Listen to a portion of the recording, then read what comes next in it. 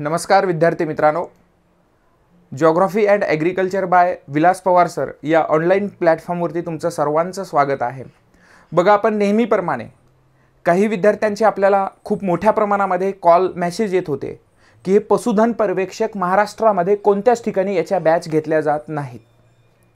आता याच्यामध्ये माझं ॲग्रिकल्चर आहे, याच्यामध्ये माझा डिप्लोमा आहे, त्याच्यामुळं हे जी काही कोर्स आहे ते आपण चांगल्या पद्धतीने घेतोय।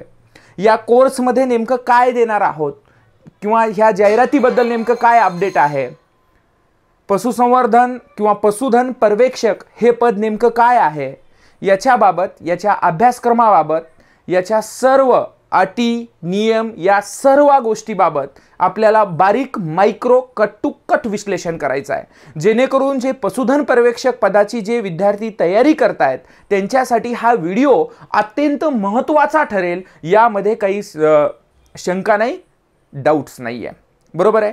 मग यामध्ये आता बघा, तुम्हाला मी काय सांगणार आहे। आता तुम्ही काल परवा आपल्या पशुधन विभागाची एक आपल्याला जाहिरात आलेली आहे। आता जाहिरात आले आणि त्याच्यामध्ये पशुधन पर्यवेक्षक, खरं तर सांगतो ही 2019 मध्ये जाहिरात आलेली आहे। 2019 ही रद्द होऊन पुन्हा नव्याने ही जाहिरात आपल्या समोर डिस्प्ले झाली। यामध्ये तुम्हाला सांगायचं म्हणजे ही जी काही नव्याने जाहिरात डिस्प्ले झालेली आहे, अत्यंत महत्त्वाची ही जाहिरात आहे तुमच्यासाठी। आणि तुम्हाला सांगतो याला स्पर्धक पण खूप कमी आहेत, कारण की जे या कोर्समध्ये आहेत, ज्या विद्यार्थ्यांनी हा कोर्स केलेला आहे त्यांनी कुठेतरी प्रॅक्टिस करून आपली उपजीविका म्हणजे प्रॅक्टिस करून कुठेतरी हॉस्पिटल आहे त्यांचं आणि त्या ठिकाणी सकाळी ड्युटीला जाणं वगैरे अभ्यास ते काही करत नाही, असा माझा एक अंदाज आहे असं मला वाटतंय। जेणेकरून सकाळपासून संध्याकाळपर्यंत फील्ड वर्क असते आणि संध्याकाळी अभ्यास होणं शक्य नाहीये। त्याच्यामुळे याला जी काही अभ्यास थोडाफार जरी केला तरी अभ्यास तुमचा म्हणजे तुम्हाला हे गव्हर्नमेंट जॉब देऊ शकतो, अत्यंत महत्त्वाचा आहे। आता बघा, जागा पण आपल्या समोर बऱ्यापैकी आहेत। आपण ऑनलाईन पण फॉर्म भरला असेल, ऑनलाईन अर्ज 27 तारखेपासून सुरू झालेले आहे, 10 वाजल्यापासून ऑनलाईन अर्ज आहे। आता यामध्ये ही ऑनलाईन पद्धतीने अर्ज करण्याचा जो अंतिम दिनांक आहे 11 तारखेपर्यंत, 11 जून पर्यंत आहे, हे लक्षात ठेवायचं आहे। ही त्याची वेबसाईट आहे, वेबसाईटवरती जावा। वेबसाईट मी खाली तुम्हाला डिस्क्रिप्शन बॉक्समध्ये आपल्या यूट्यूबवरती देईल। जे नवीन आहात यूट्यूब अगोदर तुम्ही लाईक करा, सबस्क्राईब करा आणि तुम्ही डायरेक्ट शेअर करा। तुमचे मित्र वगैरे जर कोण असेल तर हे डायरेक्टली त्यांना सांगा, बाबा अपडेट जिल्हा परिषदेची जर तुम्हाला काही अपडेट पाहिजे असेल किंवा सरळ सेवे भरतीच्या संदर्भामध्ये अपडेट्स, आपण जे काही अपडेट्स आहे आणि तेही खरी अपडेट्स देतो। काही आपण यूट्यूबवर पाहतो की ग्रामसेवकला डायरेक्टली चालतं म्हणे, काय पदवी चालते म्हणे, BA चालतं म्हणे, हे काही विद्यार्थी मला हजारो फोन करतात। आता ह्या पशुधन पर्यवेक्षकसाठी सुद्धा त्यांनी सांगून टाकलं की सर हे चालतंय, आम्हाला ॲग्री डिप्लोमा चालतंय असं म्हणायलेत, ॲग्री डिग्री चालते असं म्हणायलेत। भावांनो, असं काही नसतं। जे क्वालिफिकेशन दिले आहे ते अगोदर तुम्ही चेक करून घ्या, काय दिलं आहे काय नाही दिलं आहे, आणि त्यानंतर बाकीच्या गोष्टी आपल्याला बघणं गरजेचं आहे। आता बघा, यामध्ये तुम्हाला सांगतो एक लक्षात ठेवा, ह्याच्यावरती एकूण जागा 376 जागा आहेत। आता 376 पैकी अस्थिव्यंग 7 जागा आहेत, कर्णबधिरला 8 जागा आहेत आणि यामध्ये एक लक्षात ठेवा, हे जे 7 आणि 8 जागा हे एकूण दिव्यांगांसाठी, अपंगांसाठी गेलेले आहेत। एकूण 376 महिलांसाठी कॅटेगरीनुसार अनुसूचित जाती, अनुसूचित जमाती, विमुक्त जाती, अविमुक्त जाती ब, क आणि ड हे विशेष मागास प्रवर्ग असेल, इतर मागास प्रवर्ग असेल, दुर्बल घटक असेल, ओके, किंवा अराखीव जागा असतील खुल्यासाठी म्हणजे ओपन कॅटेगरीच्या जागा 178 आहेत। एकूण 376 आहेत ह्या जागा आहेत। हे जागा जे आहेत हे पशुधन पर्यवेक्षक हे पद आहे। घटक वेतन श्रेणी बघा भावांनो काय आहे, तुमच्या कृषी सेवक आपल्या ग्रामसेवक सारखं नाहीये। 3 वर्षे तुम्हाला डायरेक्ट 7,100 रुपये पगार जे असतं ना, ह्याला नाहीये, ह्याला डायरेक्ट फुल पगार आहे। डायरेक्ट 25,500 ते 81,100 रुपये हे स्केल आहे, ग्रेड पे स्केल आहे, वेतन श्रेणी आहे याची S8 यामध्ये लक्षात ठेवा। घटकच पद आहे पण अत्यंत महत्त्वाचं आहे। काही मुलांचं मत आहे मास्तर हा जो भाग आहे, हे जे पद आहे हे पद डायरेक्टली पशुसंवर्धन आयुक्तालयाचं आहे का, डायरेक्ट पुण्यामध्ये ह्याचा जॉब भेटेल का, असं नसतं। प्रत्येक जिल्ह्याच्या ठिकाणी तुम्हाला महाराष्ट्रातील 36 जिल्ह्यामध्ये याचे पद तुम्हाला जागा देऊ शकतात, तुम्हाला पद देऊ शकतात, अर्थात तुम्हाला त्या ठिकाणी जॉब देऊ शकतात। म्हणजे पशुधन संवर्धन विभागाची जरी जाहिरात असेल तरी त्या ठिकाणापासून भरती होते, मात्र तुमची नियुक्ती प्रत्येक जिल्ह्याच्या तालुक्याच्या ठिकाणी ज्या ठिकाणी यांचं केंद्र आहे, हॉस्पिटल आहे, त्या ठिकाणी तुम्हाला ते तुम्ही त्या ठिकाणी जॉब करू शकता. काही लोकांचा असं मत आहे, मास्तर मी माझं गाव आहे, मी बीडमध्ये राहतो, मला बीडमध्येच नोकरी पाहिजे, मास्तर मी परभणीतच राहतो, मला परभणीच पाहिजे, मी उस्मानाबादमध्ये राहतो, मी लातूरमध्येच राहतो, मला लातूरमध्ये पाहिजे. ह्या सगळ्या ज्या काही गोष्टी आहेत ना, हे तुम्हाला भेटेल. तुम्ही मार्क घ्या, अगोदर निवड यादीमध्ये तुमचं नाव येऊ द्या आणि त्यानंतरच्या ह्या गोष्टी आहेत भावांनो 100%. आता बघा, ह्या जागा आहेत खूप महत्त्वाच्या आहेत. ओके, बघा आरक्षणानुसार जागा सुटलेल्या आहेत, हे भरून घ्या सगळ्यांनी, फॉर्म ज्यांना जमतंय त्यांनी लक्षात ठेवा. ही आपण याच्यासाठी बॅच आपण जॉईन केलेली चालू केलेली आहे. आता ह्याच्यासाठी अभ्यासक्रम काय आहे बघा, तुम्हाला सांगतो. जिल्हा परिषदेचा अभ्यासक्रम आणि याचा अभ्यासक्रम एकच आहे. जिल्हा परिषद भरती जी आहे, जिल्हा परिषद भरती म्हणजे कोणती, आता कारण की ही आयुक्तालयाची जाहिरात आहे. जिल्हा परिषद भरतीमध्ये सुद्धा एक पशुधन पर्यवेक्षक नावाचा पद असतं, त्याच्या सुद्धा खूप मोठ्या जाहिराती आहे. त्याच्यामध्ये आपल्याला जिल्हा परिषदेनं काय सांगितलं, मराठी प्रश्न 15 प्रश्न 30, 15 प्रश्न 30, 15 प्रश्न 30, 15 प्रश्न 30, 40 प्रश्न 80 मार्क. मग अशा पद्धतीनं यांनी सांगते एकूण प्रश्न 100 गुण 200, 120 मिनिटं. मग हे जे आहे हाच सिलेबस जशाच तसा तिकडं आहे. आणि मी जे सिलेबस घेणार आहे ना, हे सर्व विषय SSC दर्जाचे पशुधन पर्यवेक्षक प्रशिक्षण, दुग्धशाळा व्यवस्थापन, पशुसंवर्धन पदविका संबंधित पदविका दर्जाचे प्रश्न यानी की तुम्हाला विचारणार आहेत. जे 2 वर्षाचा डिप्लोमा आहे त्या 2 वर्षाच्या डिप्लोम्याच्या पुस्तकावरतीच हा पेपर होईल, याच्या बाहेरचं येणार नाही, पण सिलेबस नुसारच येणार. तुमच्या माहितीसाठी सांगतो. आणि तुम्हाला मार्केटमध्ये ह्याचे पुस्तकं नाही आहेत. मार्केटमधल्या पुस्तकावरती माझं तुम्हाला सांगणं आहे, खर्च करू नका. लक्षात ठेवा, कारण की आता 4 दिवसात 8 दिवसात पुस्तकं येत आहेत मार्केटमध्ये, ते पुस्तक तुम्ही घेताय, वाचताय, काही फरक पडत नाही. मी सांगतोय तुम्हाला व्यवस्थितरित्या चांगले पुस्तकच घ्यावे लागतील आणि चांगले पुस्तक घेऊनच अभ्यास करावे लागतील. याच्यासाठी बघा, याच्यासाठी तुम्हाला सांगतो, ह्याच्या जी काही पात्रता आहेत, ह्याच्या पात्रता तुम्हाला मी सांगणार आहे. ह्याच्या कोणकोणती पात्रता आहे. ओके, आता याच्यामध्ये तुम्हाला पात्रता दिली असेल, 1 मिनिट पात्रता मी तुम्हाला सांगतो कोणती पात्रता. याच्यासाठी एक कदाचित पात्रता आपण ह्याची 1 सेकंद, याच्यासाठी पात्रता काय आहे एकदा बघू आपण. पात्रता त्याच्याबद्दल तुम्हाला एक डाऊट्स आहे ते मी घेतोय.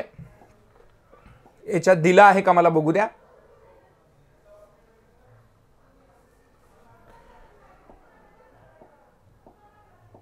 एकच सेकंद भावांनो, चुकून राहिलं बघा.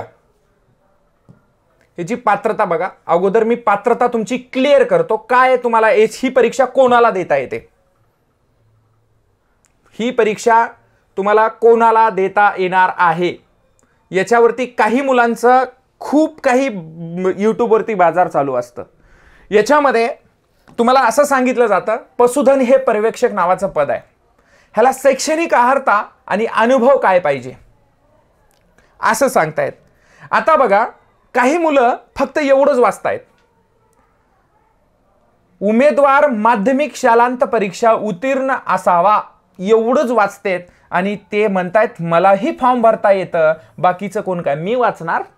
इकडं बघ, इथं जर एवढं असतं भावा, तू म्हणतोयस ना हे उमेदवार हे माध्यमिक शालांत परीक्षा उत्तीर्ण झालेला असावा, हे असल्याशिवाय पुढे काहीच होणार नाही ना, हे असल्याशिवाय पुढे काहीच होणार नाही. हा, जर इथं डायरेक्टली असं असतं माध्यमिक शालांत परीक्षा उत्तीर्ण असावा असं असतं, किंवा इथं जर असा शब्द असता ना, किंवा इथं तर हे जमलं असतं. पण इथं काय आहे, असावा आणि आहे. पशुसंवर्धन आयुक्तालयाने चालविलेला किंवा महाराष्ट्र राज्यातील संविधानिक कृषी विद्यापीठाने चालविलेला किंवा महाराष्ट्र राज्यातील समतुल्य विद्यापीठाने चालविलेला पशुधन पर्यवेक्षक प्रशिक्षण अभ्यासक्रम उत्तीर्ण झालेला असावा. पहिली अट कटली. याच्यात तू बसतोस का? कृषी डिप्लोमा याला चालत नाही. कृषी डिग्री अर्थात कृषी पदवी याला चालत नाही. लक्षात ठेवा.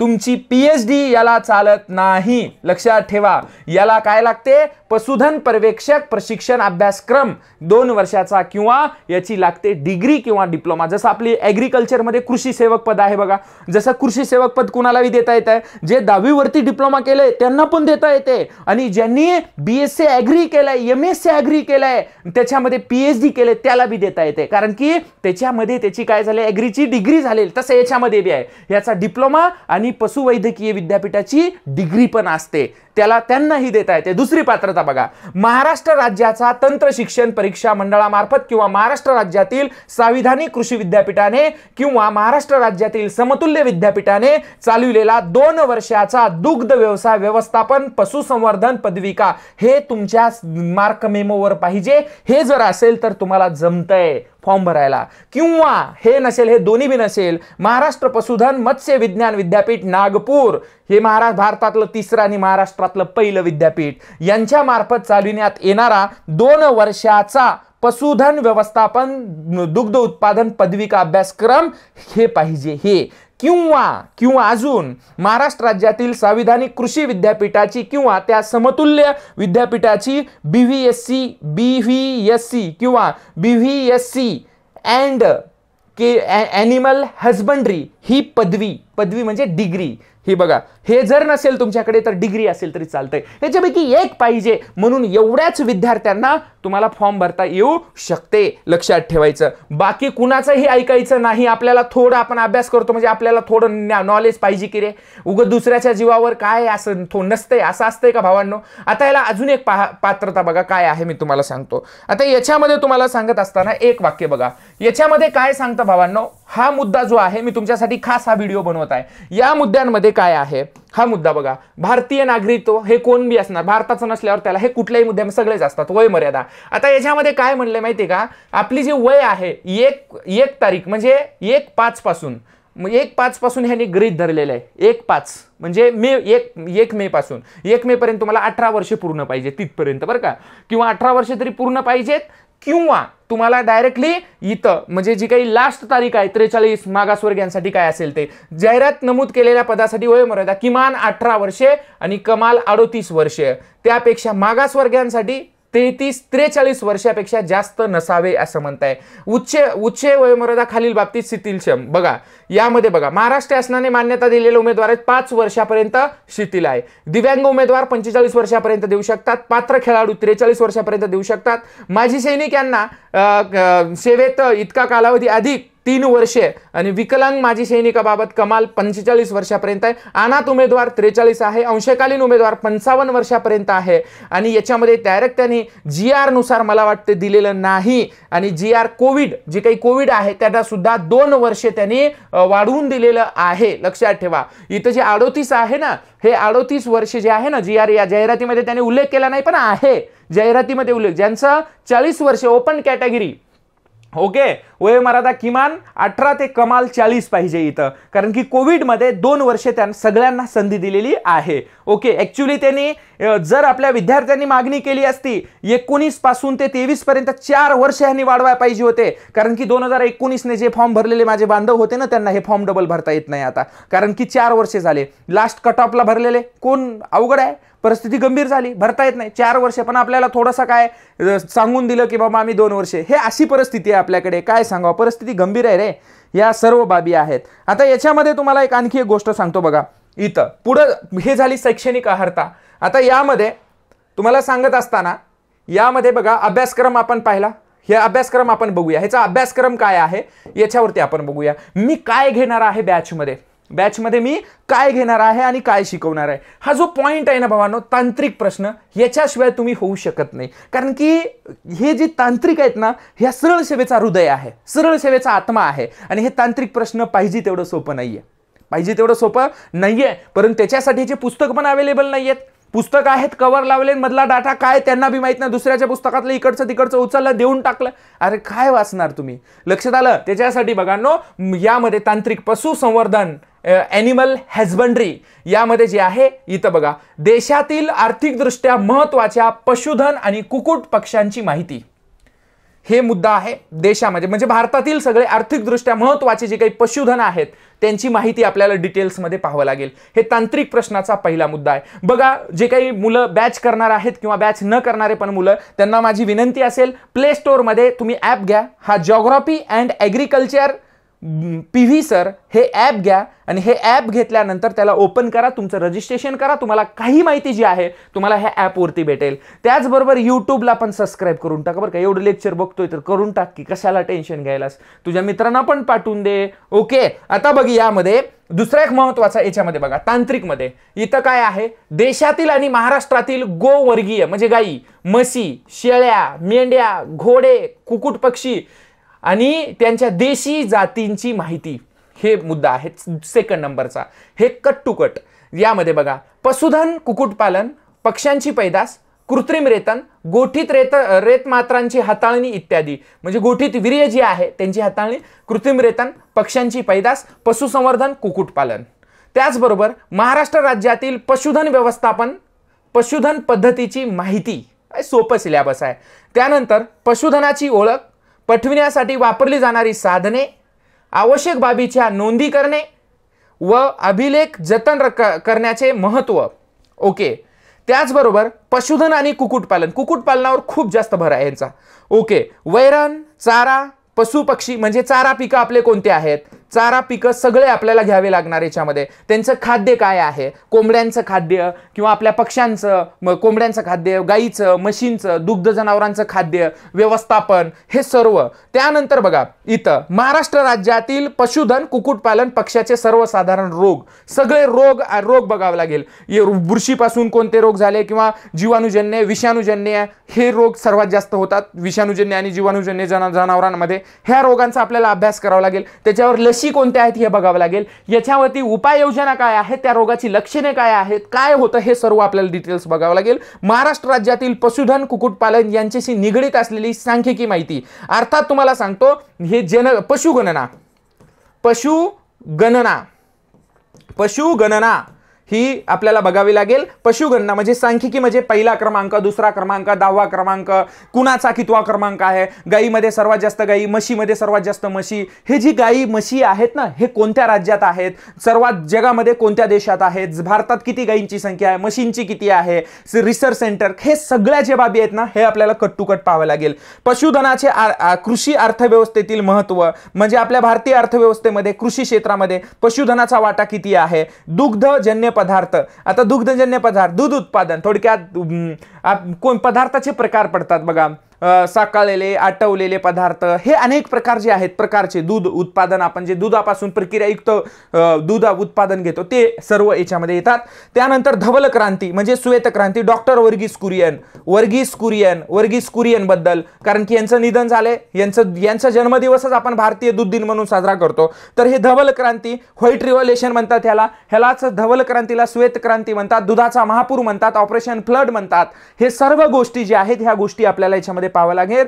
त्यानंतर दूध गुणवत्ता नियंत्रण, दुधातील भेसळ काय आहे, दुधाची गुणवत्ता कशी चेक करावी, याच्या संदर्भामध्ये आपल्याला हे पाहायचंय. दुग्धजन्य पदार्थ व उत्पादन तंत्रज्ञान, एवढा सोपा सिलेबस आहे भावांनो. ह्या पॉइंट नुसार सगळा सिलेबस घेणार आहे आपण ह्या बॅचमध्ये, ह्या पॉइंट नुसार घेणार आहे आणि ह्या पॉइंट नुसार तुम्हाला सर्व सिलेबस कट टू कट देणार आहे. कारण की तुम्हाला सांगतो सिलेबस खूप मोठा आहे. मला खूप मुलं मेसेज करतात, सर फीस खूप जास्त आहे. भावांनो मला सांगा, मी फीस तुमच्याकडून 500 रुपये घेणार, 500 रुपये फीस घेणार आणि तुम्हाला मी शिकवणार काय. मला ज्या ठिकाणी 100 लेक्चर घ्यायचे होते त्या ठिकाणी मी तुम्हाला घेतले 30च लेक्चर घेतले, 25च लेक्चर घेतले आणि 500 रुपयेमध्ये तुम्ही बी खुश आणि मी बी खुश. बरोबर आहे का.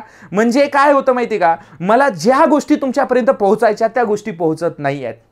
लक्षात आलं. आता ॲग्रिकल्चरचे बी असंच आहे, काही लोक 1000 रुपयामध्ये शिकवतात. आता 1000 रुपयामध्ये शिकवतात पण ते काय शिकवतात ते बघा. मी अगोदरपासून तुम्हाला सांगतो मी काय शिकवत होतो, मागच्या 3 वर्षापासून चेक करा. ते सर्व सिलेबस जशास तसं आहे का नाही बघा, चेक करा.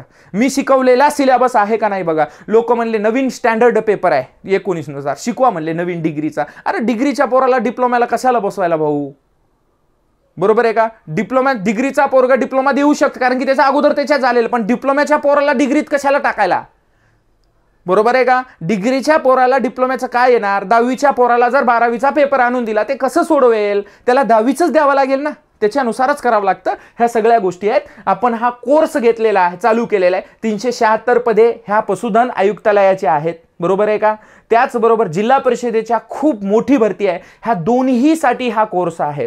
म्हणजे दिलेल्या अभ्यासक्रमानुसार स्पेशल आपण स्वतंत्र बॅच घेतोय. महाराष्ट्रामध्ये ही बॅच कुणीही घेणार नाही, मी तुम्हाला चॅलेंज देऊन सांगतो. ओके, आणि घेतलं तरी तुम्हाला सांगतो रिझल्ट पाहिजे तसा तुम्हाला जर चांगला पाहिजे असेल तर हे महत्त्वाचं आहे. ओके, कारण की ॲग्रीमध्ये आपली माझी डिग्री आहे, याच्या पशुधन पर्यवेक्षक म्हणजे माझा डिप्लोमा आहे, लक्षात आलं. त्याच्यामुळं या बाबतीमध्ये मी पशुसंवर्धन हा विषय मी 1-2 वर्षे शिकवलेला आहे, पण ॲग्रिकल्चर कॉलेज डिप्लोमा कॉलेजवरती. याच्यामुळं मला ह्या गोष्टीतला बऱ्यापैकी अनुभव आहे. खूप असं म्हणत नाही, पण सगळ्यांपेक्षा जे काही मार्केटमध्ये लोक आहेत ना क्लास हे आहेत क्षेत्रातला, हे मला माहिती आहे. डीएड घेणारा कृषी घटक शिकवते, त्याला काय डोंबलं येते? जर्सी त्याला विचारलं म्हशीची जात आहे का गाईची जात आहे हे त्याला माहित नाही. डीएड वाला पोरग बीएड वाला पोरग ॲग्रिकल्चर. टेक्निकलला माणूस टेक्निकलचाच पाहिजे, लक्षात ठेवा. टेक्निकलचा माणूस, मला जर सांगितलं मास्टर सिव्हिल इंजिनियरचं कसं जमतंय, मला कम्प्युटरचं शिकवा कसं जमतंय, अरे त्याच्यात डिग्री झालेलंच पाहिजे ना, बरोबर आहे का नाही? त्या क्षेत्रामध्ये त्या माणसाने उतरायला पाहिजे आणि त्या क्षेत्रामध्ये ते आपण काम केलं पाहिजे भावांनो. आणि आपल्याला वाटतं की थोडीशी फीस जास्त, असं काही नसतं. रिझल्ट आपल्याला पाहिजे ना, तर 100%. ह्याला फीस खूप जास्त नाही ठेवली मी, तरीही काही प्रथम क्रमांक जे काही विद्यार्थी आहेत 1499 रुपये फीस ठेवली आपण, फक्त 1499. जे लवकर पहिले जे काही साधारणतः 50 विद्यार्थ्यांसाठी एवढी आहे, त्यानंतर ऑटोमॅटिक ती 3000 होऊन जाईल. त्यामुळं लवकरात लवकर तुम्हाला ॲडमिशन करायचं असेल तर बॅच जॉईन करण्यासाठी प्ले स्टोअरमधून हे ॲप डाउनलोड करा आणि ॲप डाउनलोड करून तुम्ही ही बॅच त्याच्यावरून परचेस करू शकता. तुमचे मित्र असतील, तुमचे कोण दोस्त असतील, त्यांना सांगा. हे जे काही आहे बघा, सर्वात महत्त्वाचं आपल्या जे काही डिटेल्स आहे, जे काही तुम्हाला कुठेच कुणाला सांगायची गरज नाही. ही जी टेलिग्राम आहे ना आपलं, हे टेलिग्राम, ह्या टेलिग्रामला म्हणतात ॲग्री स्टडी एक्झाम. आपलं टेलिग्राम चॅनल आहे. ह्या टेलिग्रामवर रोजच्या रोज अपडेट येते. तुम्हाला कुठली जाहिरात पडली, लास्ट तारीख किती आहे, आजचं दिनविशेष काय आहे, एकदा तुम्ही आपलं टेलिग्राम चॅनल चालून बघा. नेमकं ह्याच्यावरती माहिती काय आहे. अनावश्यक माहिती पडत नाही. फक्त आपण ह्या आपल्या ॲग्रिकल्चरचे जे काही आपल्या कृषी विद्यापीठातले जे काही मुलं आहेत त्यांच्यासाठीच आपण लेक्चर घेतो ऑनलाईन, बाकीच्या विद्यार्थ्यांसाठी घेत नाहीये, लक्षात ठेवा. ओके, तुम्ही पशुधन पर्यवेक्षक असेल, ग्रामसेवक असेल, कृषी सेवक असेल, याचसाठी आपल्याकडे बॅच चालतात, लक्षात ठेवा. टेक्निकलसाठीच बॅच चालतात, हेही लक्षात ठेवा. आणि आपण त्यांना न्याय त्या पद्धतीनं देतो. ओके, यासाठी हा टेलिग्राम चॅनल. जॉग्राफी पाहिजे असेल तर जॉग्राफीसाठीही टेलिग्राम चॅनल आहे. आपलं पुस्तक आहे जॉग्राफीचं. ओके, हे ॲप डाउनलोड करा. तुम्हाला सांगितलं हे लोगो आहे, हे माझं लोगो आहे, हे माझी अकॅडमी आहे. ओके मित्रांनो, हे जॉईन करा. आपण भेटूया लगेच बॅचमध्ये. जर तुम्हाला काही आणखीही विचारायचं असेल तर माझ्याशी संपर्क साधायचा असेल तर डायरेक्टली 91 25 25 49 25 हा स्वतः माझा नंबर आहे. हे PV सर म्हणून तुमच्या मोबाईलमध्ये सेव्ह करावं. हा स्वतः माझा नंबर आहे. हा जर लागला नसेल तर 94 20 34 98 92 हा नंबर तुम्ही एकदा सेव्ह करून घ्या. दोन्ही नंबर माझे आहेत. व्हॉट्सअप आहे, त्याच्यावरती डायरेक्टली टेलिग्राम आहे. तुम्ही कशावरही माहिती विचारू शकता. निःशुल्क. बॅच लावली तरच माहिती विचारावं असं नाही. तुम्ही बॅच नसेल माझ्याकडे तरी सुद्धा तुम्ही मला माहिती विचारू शकता. यामध्ये काही अडचण नाही बरं का. ओके, मी तुमच्यासाठी 24 तास अवेलेबल आहे ॲग्रिकल्चरच्या मुलांसाठी, ऑल स्टुडंटसाठी. त्यामुळं तुम्ही बॅचला नाही बाबा मास्टरला कसं विचारावं असं नाही, कधीही तुम्ही माझ्याशी संपर्क साधू शकता. ओके, थांबूया. लेक्चर सर्वांनी बघितलं असेल तर जाता जाता एकदा नवीन जे लेक्चर बघतायत त्यांनी डायरेक्टली लाईक करा, कमेंट्स करा, शेअर करा आणि सगळ्यात महत्त्वाचं बेल आयकॉनवरती प्रेस करून तुम्ही त्याला प्रेस केलात तर तुम्हाला डायरेक्ट नोटिफिकेशन येत जाईल. ओके, ऑल सबस्क्राईब करून टाका, विषय संपून टाका. ओके मित्रांनो, थांबूया. भेटूया आपण ह्या पशुधन पर्यवेक्षक या बॅचमध्ये. सर्वांना पशुधन पर्यवेक्षक व्हायचं असेल तर ही बॅच जॉईन करा मित्रांनो. 100% रिझल्ट असेल. Okay, thank you, bye bye.